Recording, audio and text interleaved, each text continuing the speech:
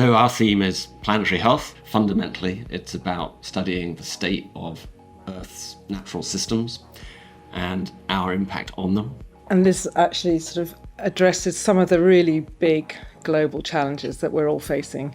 The needs of the world, the growing demands of the human population are putting an enormous strain on these natural ecosystems. And this manifests in a number of different ways. I think we're all familiar with the challenges and experiencing the problem of climate change, but we're looking at a lot of other intersecting problems around how we produce food, affordable, healthy food in a sustainable way, what the impact is on things like emerging disease risks, what the impact on our oceans, on the biodiversity that we have in all of the Earth's ecosystems. We're facing at the moment a crisis of biodiversity loss and extinction. And all of these are interrelated. They all intersect to some degree. And that's where the challenge comes, trying to address these big problems that encompass and involve so many communities, systems, and require so many different types of expertise and knowledge to tackle them. So social scientists, you'll not be surprised to hear me say that these are processes that needs to be collaborative and participatory, not just with other experts, but also with so-called knowledge users of our science, but also diverse stakeholders, right? I mean, we talk about solutions, we have to understand what are the problems that are being caused by our thirst for growth without limits. What we hope to do in this theme is not just to try and analyse what's going on and understand the system, but actually move towards thinking about what solutions there might be. The sorts of issues that we're addressing, they all appear in the top 10 risks facing the planet in any kind of international report or commission that you see. So I think particularly in the area of planetary health, it's useful to make it to recognise that pure and applied research are not distinct choices.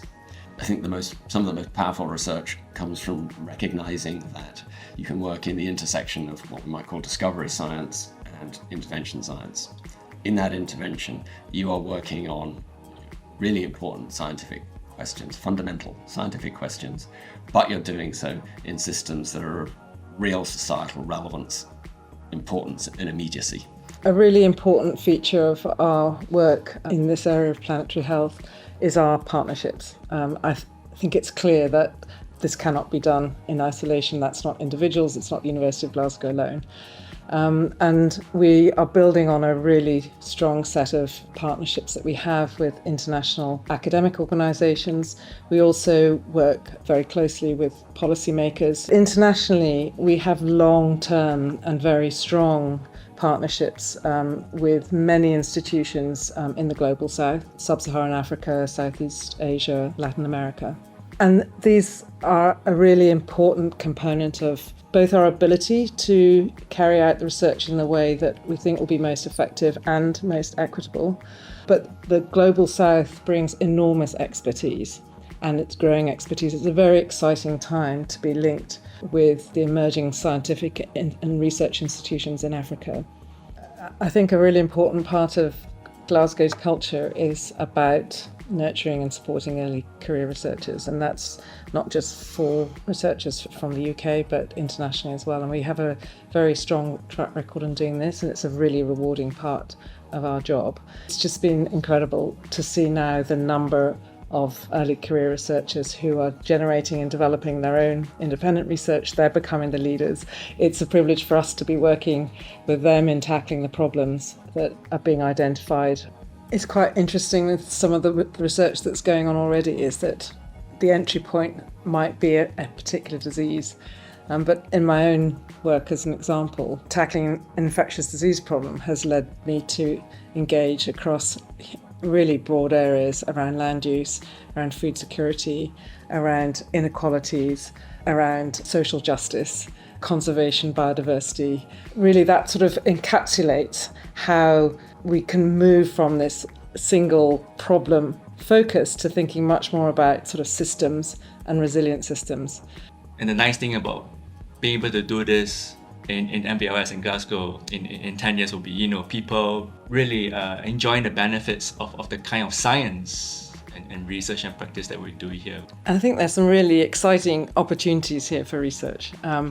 I think we're really sort of challenging some of the conventions around how science is done and new ways of integrating different types of discipline, different types of approaches, and bringing together our real strengths in Glasgow across a very broad range of disciplines, but from discovery science through to intervention science. Across the university, there's an extraordinary breadth of expertise of different disciplines.